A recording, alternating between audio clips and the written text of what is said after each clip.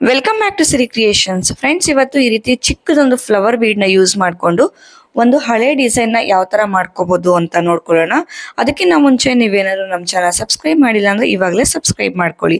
ಹಾಗೆಯೇ ನಾನು ಯೂಸ್ ಮಾಡೋ ಮೆಟೀರಿಯಲ್ಸ್ ನ ನೀವು ಪರ್ಚೇಸ್ ಮಾಡಬೇಕು ಅಂದ್ರೆ ಕವಿತಾ ಎಂಟರ್ಪ್ರೈಸಸ್ ಅವರ ಡೀಟೇಲ್ಸ್ ನಾನು ಡಿಸ್ಕ್ರಿಪ್ಷನ್ ಬಾಕ್ಸ್ ಅಲ್ಲಿ ಕೊಟ್ಟಿರ್ತೀನಿ. ಒಂದ್ಸತಿ ನೀವು ಚೆಕ್ ಮಾಡ್ಬೋದು. ನೋಡಿ, ಇವತ್ತಿನ ಡಿಸೈನ್ಗೆ ಈ ರೀತಿ ಸಣ್ಣ ಸಣ್ಣ ಫ್ಲವರ್ ಬೀಡ್ ನ ನಾನು ತಗೊಂಡಿದ್ದೀನಿ. ಇಲ್ಲಿ ನಾನು ತಗೊಂಡಿರೋದು ಆಂಟಿಕ್ ಬೀಡ್ ತಗೊಂಡಿರೋದು. ಇವತ್ತು ನಾನು ಮಾಡಿ ತೋರಿಸ್ತಾ ಇರೋಂಥ ಡಿಸೈನ್ಗೆ ನಾವು ರೌಂಡ್ ಶೇಪ್ ಅಲ್ಲಿ ಬೀಡ್ ನ ಹಾಕಿ ಮಾಡ್ತಾ ಇದ್ದೀರಂಥದ್ದು. ಆದ್ರೆ ಒಂದು ಫ್ಲವರ್ ಶೇಪ್ ನ ಹಾಕಿ ಈ ಒಂದು ಡಿಸೈನ್ ನ ಯಾವ ರೀತಿ ಮಾಡೋದು ಅಂತ ಹೇಳಿ ನನ್ನ ಸ್ಟೂಡೆಂಟೇ ಕೇಳ್ತಾ ಇದ್ರು. ಸೊ ಹಾಗಾಗಿ ಅವರಿಗೆ ಮಾಡಿ ತೋರಿಸಿದ್ದೆ. ಸೊ ಇದು ತುಂಬಾ ಚೆನ್ನಾಗಿ ಕಾಣಿಸ್ತು. ಸೊ ಹಾಗಾಗಿ ಇವತ್ತು ಒಂದು ವಿಡಿಯೋ ಕೂಡ ಅಪ್ಲೋಡ್ ಮಾಡ್ತಾ ಇದ್ದೀನಿ. ಇವತ್ತಿನ ಡಿಸೈನ್ಗೆ ನಾನು 7 ಎಳೆ ದಾರ ತಗೊಂಡಿದ್ದೀನಿ, ಪಿಂಕ್ ಕಲರ್ದು. ಯಾಕಂದ್ರೆ ಇದು ತುಂಬಾ ತೆಳು ಇದೆ ದಾರ, ಹಾಗಾಗಿ 1 ಎಳೆ ನಾನು ಎಕ್ಸ್ಟ್ರಾ ದಾರನ ತಗೊಂಡಿದ್ದೀನಿ.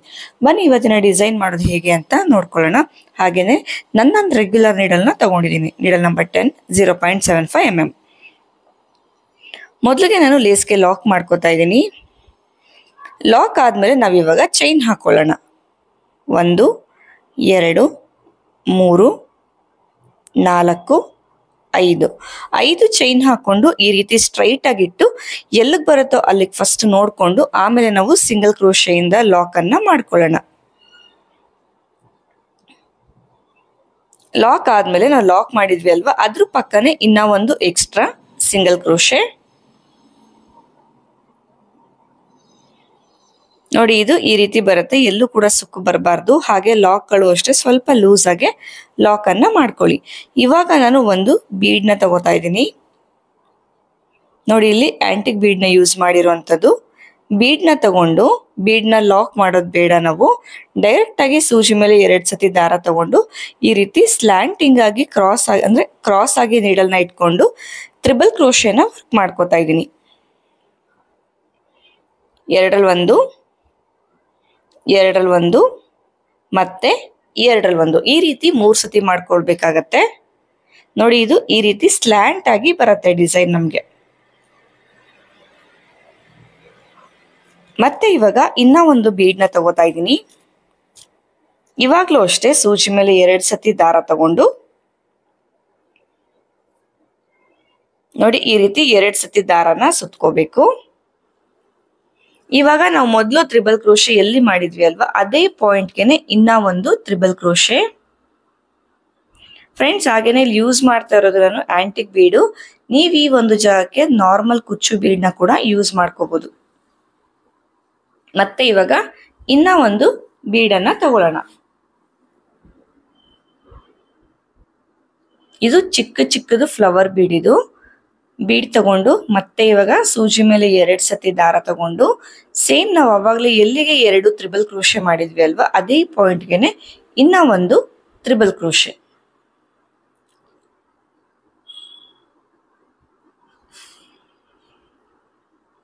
ಸೊ ತ್ರಿಬಲ್ ಕ್ರೋಶೆ ಲೆಂತ್ಗಳು ಆದಷ್ಟು ಒಂದೇ ಲೆಂತ್ ಅಲ್ಲೇ ಇರಲಿ. ಚಿಕ್ಕದು ದೊಡ್ಡದು ಯಾವುದೇ ಕಾರಣಕ್ಕೂ ಮಾಡ್ಕೊಳ್ಳೋದಕ್ಕೆ ಹೋಗ್ಬೇಡಿ. ಹಾಗೇನೆ ಬೀಡ್ಗಳು ಅಷ್ಟೇ, ನಾನಿಲ್ಲಿ ಅವಾಗಲೇ ಹೇಳ್ದಂಗೆ ನಾರ್ಮಲ್ ಬೀಡ್ ನ ಕೂಡ ಯೂಸ್ ಮಾಡಿ ನೀವು ವರ್ಕ್ ಅನ್ನ ಮಾಡ್ಕೋಬಹುದು. ನೋಡಿ, ಸೇಮ್ ಪಾಯಿಂಟ್ಗೆನೆ ತ್ರಿಬಲ್ ಕ್ರೋಶೆ. ಫ್ರೆಂಡ್ಸ್, ಹಾಗೇನೆ ಯಾರಿಗಾದ್ರೂ ಸೀರೆ ಕುಚ್ಚು ಕಲಿಯೋ ಇಂಟ್ರೆಸ್ಟ್ ಇತ್ತು ಅಂದ್ರೆ ಇಲ್ಲಿ ಡಿಸ್ಪ್ಲೇ ಆಗ್ತಾ ಇರೋ ನಂಬರ್ಗೆ ನೀವು ನನ್ನ ಕಾಂಟ್ಯಾಕ್ಟ್ ಮಾಡ್ಬೋದು. ಆನ್ಲೈನ್ ಕ್ಲಾಸಸ್ ಹಾಗೆ ಆಫ್ಲೈನ್ ಕ್ಲಾಸಸ್ ಎರಡೂ ಕೂಡ ಇದೆ. ನಿಮ್ಗೆ ಯಾವ ಕ್ಲಾಸ್ ಬೇಕೋ ಆ ಕ್ಲಾಸ್ ನ ಚೂಸ್ ಮಾಡ್ಕೊಂಡು ನೀವು ಕ್ಲಾಸ್ಗೆ ಜಾಯಿನ್ ಆಗ್ಬೋದು. ಯಾವುದೇ ರೀತಿ ಫ್ರೀ ಕ್ಲಾಸಸ್ ಇಲ್ಲ, ಕ್ಲಾಸಸ್ಗೆ ನೀವು ಅಮೌಂಟ್ ನ ಪೇ ಮಾಡ್ಬೇಕಾಗತ್ತೆ. ನೋಡಿ, ಮತ್ತೆ ಬೀಡ್ ನ ತಗೊಂಡು ಸೂಜಿ ಮೇಲೆ 2 ಸತಿ ದಾರ ಸುತ್ಕೊಂಡು, ಸೊ ಇಲ್ಲಿ ದಾರಗಳೆಲ್ಲ ಕರೆಕ್ಟ್ ಆಗಿನೇ ಮಾಡ್ಕೋಬೇಕಾಗತ್ತೆ. ಸೊ ಇವತ್ತಿನ ಡಿಸೈನ್ಗೆ ನಾನು 7 ಎಳೆ ಅಂತ ಹೇಳಿದೆ, ಯಾಕಂದ್ರೆ ದಾರ ತುಂಬಾ ತೆಳು ಇದ್ದಿದ್ರಿಂದ 1 ಎಳೆ ಎಕ್ಸ್ಟ್ರಾ ತಗೊಂಡಿದ್ದೀನಿ. ಸೊ ನೀವು ಅಷ್ಟೇ ವರ್ಕ್ ಮಾಡ್ಬೇಕಾದ್ರೆ 6 ಎಳೆ ತೆಳು ಆಯ್ತು ಅಂದ್ರೆ 1 ಎಳೆ ಎಕ್ಸ್ಟ್ರಾ ಕೂಡ ತಗೊಂಡು ವರ್ಕ್ ಮಾಡ್ಬೋದು. ನೋಡಿ, ಇಲ್ಲಿ ಟೋಟಲ್ ಆಗಿ ನಾನು 5 ಬೀಡ್ಗಳನ್ನ ಹಾಕೊಂಡಿದ್ದೀನಿ. ಎಲ್ಲಾ ಬೀಡಿಂದನೂ ತ್ರಿಬಲ್ ಕ್ರೋಶೆನ ವರ್ಕ್ ಮಾಡಿರೋಂಥದ್ದು. ಇವಾಗ ಇನ್ನ ಒಂದು ಬೀಡ್ ನ ಹಾಕೋತಾ ಇದ್ದೀನಿ. ಬೀಡ್ ಹಾಕೊಂಡು ಬೀಡ್ ನ ಯಾವುದೇ ಕಾರಣಕ್ಕೂ ಲಾಕ್ ಮಾಡಬೇಡಿ, ಡೈರೆಕ್ಟ್ ಆಗಿ ತ್ರಿಬಲ್ ಕ್ರೋಶೆ ಸೇಮ್ ಪಾಯಿಂಟ್ಗೆನೆ. ಎಲ್ಲಿಗೆ ನಾವು 5 ತ್ರಿಬಲ್ ಕ್ರೋಶೆ ಮಾಡಿದ್ವಿ ಅಲ್ವಾ, 6ನೇ ತ್ರಿಬಲ್ ಕ್ರೋಶೆ ಕೂಡ ನಾವು ಸೇಮ್ ಪಾಯಿಂಟ್ಗೆನೆ ವರ್ಕ್ ಮಾಡ್ಕೋಬೇಕು. ನೋಡಿ ಇದು ಈ ರೀತಿ ಬಂದಿದೆ. ಎಲ್ಲೂ ಕೂಡ ಅಷ್ಟೇ ಹೆಚ್ಚು ಕಡಿಮೆ ಮಾಡ್ಕೊಳ್ಬೇಡಿ. ಲೆಂತ್ ಹೆಚ್ಚು ಕಡಿಮೆ ಆಯ್ತು ಅಂದ್ರೆ ಡಿಸೈನ್ ಅಷ್ಟು ನೀಟಾಗಿ ಬರೋದಿಲ್ಲ. ನೋಡಿ ಇದು ಕಂಪ್ಲೀಟ್ ಆಗಿದೆ. ಎಲ್ಲಾ ಲೆಂತ್ ಒಂದೇ ತರ ಇದೆ. 6 ಬೀಡ್ಗಳನ್ನ ಹಾಕೊಂಡಿದೀನಿ. ಇವಾಗ ಈ ರೀತಿ ಸ್ಟ್ರೈಟ್ ಆಗಿಟ್ಟು ನೋಡ್ಕೊಂಡು 1 ಇಲ್ಲ ಅಂದ್ರೆ 2 ಪಾಯಿಂಟ್ ಒಳಗಡೆಗೆ ಲಾಕ್ ಮಾಡ್ಕೋಬೇಕು. ನೋಡಿ ಇದು ಈ ರೀತಿ ಬರುತ್ತೆ. ಕಂಪ್ಲೀಟ್ ಆದ್ಮೇಲೆ ಒಂಥರ ಟ್ರೀ ಶೇಪ್ ಅಲ್ಲಿ ಕಾಣಿಸುತ್ತೆ ಡಿಸೈನ್. ಇದು ನೋಡಿ ಈ ತರ ಕಾಣಿಸ್ತಾ ಇದೆ. ಮತ್ತೆ ಇವಾಗ ನಾವ್ ಎಲ್ಲಿ ಲಾಕ್ ಮಾಡಿದ್ವಿ ಅಲ್ವಾ ಅದ್ರ ಪಕ್ಕನೆ ಒಂದು ಸಿಂಗಲ್ ಕ್ರೋಶೆ. ಫ್ರೆಂಡ್ಸ್ ಹಾಗೆ ಲಾಕ್ ಮತ್ತೆ ಸಿಂಗಲ್ ಕ್ರೋಶೆ ಎರಡು ಒಂದೇ ಸ್ಟಿಚ್ಚೇನೆ. ಸಿಂಗಲ್ ಕ್ರೋಶೆ ಆದ್ಮೇಲೆ ಮತ್ತೆ ಇವಾಗ ನಾನು ಚೈನ್ ಗಳನ್ನ ಹಾಕೋತಾ ಇದ್ದೀನಿ. ನೋಡಿ ಇಲ್ಲಿ 6 ಬೀಡ್ಗಳನ್ನ ಹಾಕೊಂಡಿರೋದು. ನಿಮ್ಗೆ 6 ಬೀಡ್ ಬೇಡ ಅಂದ್ರೆ ನೀವು 5 ಬೀಡ್ಗಳನ್ನ ಕೂಡ ಹಾಕೋಬಹುದು. ಮತ್ತೆ ಇವಾಗ 5 ಚೈನ್ಗಳು ಹಾಕೊಳ್ಳೋಣ. 5 ಚೈನ್ ಹಾಕಿ 5 ಚೈನ್ ಕೂಡ ಈ ರೀತಿ ಸ್ಟ್ರೈಟ್ ಆಗಿಟ್ಟು ಸಿಂಗಲ್ ಕ್ರೋಶೆಯಿಂದ ನಾವು ಲಾಕ್ ಅನ್ನ ಮಾಡ್ಕೊಳ್ಳೋಣ.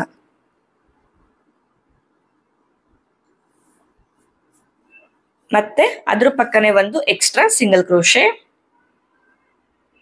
ಇವಾಗ ಮತ್ತೆ ನಾವು ಅವಾಗ್ಲೇ ಬೀಡ್ ನ ಹಾಕಿದ್ವಿ ಅಲ್ವಾ ಅದೇ ರೀತಿ ಬೀಡ್ ನ ತಗೋತಾ ಇದ್ದೀನಿ.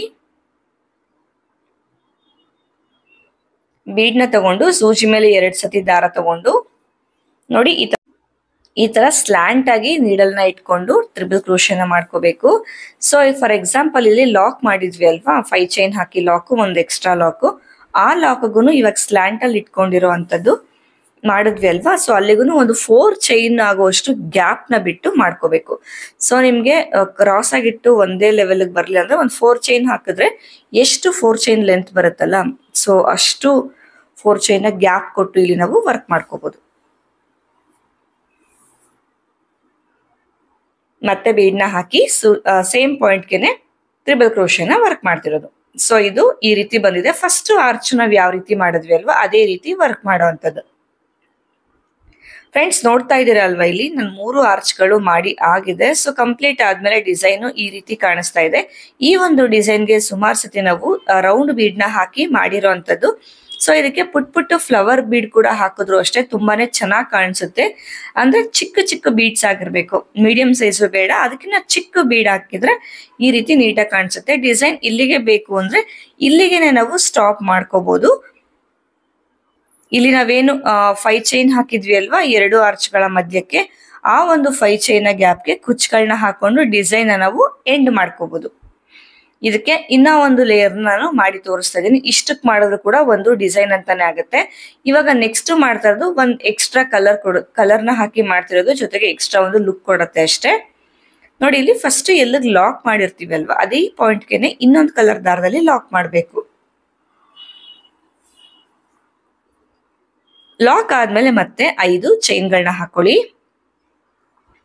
5 ಚೈನ್ ಹಾಕೊಂಡು ನೋಡಿ ಸ್ಟ್ರೈಟ್ ಆಗಿ ಇಟ್ಕೊಳ್ಳಿ. ಇಲ್ಲ 5 ಚೈನ್ ಇದೆಯಲ್ಲ ಮತ್ತೆ 5 ಚೈನ್ ಹಾಗೆ ಒಂದು ಸಿಂಗಲ್ ಕ್ರೋಶೆ ಹಾಕಿದ್ವಿ ಅಲ್ವಾ ಎರಡಕ್ಕೂ ಮಧ್ಯಕ್ಕೆ ಲಾಕ್ ಮಾಡ್ಕೊಂಡೆ.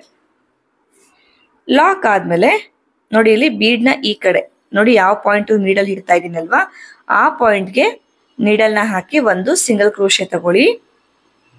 ಸಿಂಗಲ್ ಕ್ರೋಶೆ ಆದ್ಮೇಲೆ ಮತ್ತೆ ನಾನು 3 ಚೈನ್ಗಳನ್ನ ಹಾಕೋತಾ ಇದ್ದೀನಿ.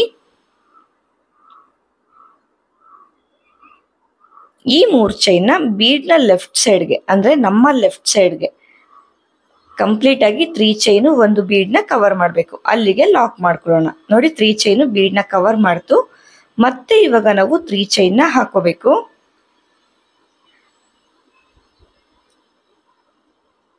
ತ್ರೀ ಚೈನ್ ಹಾಕೊಂಡು ನೆಕ್ಸ್ಟ್ ಬೀಡ್ ನ ಲೆಫ್ಟ್ ಸೈಡ್ಗೆ ಲಾಕ್ ಮಾಡಬೇಕು. ಅಂದ್ರೆ 3 ಚೈನ್ ಕಂಪ್ಲೀಟ್ ಆಗಿ ಬೀಡ್ ನ ಕವರ್ ಮಾಡಬೇಕು.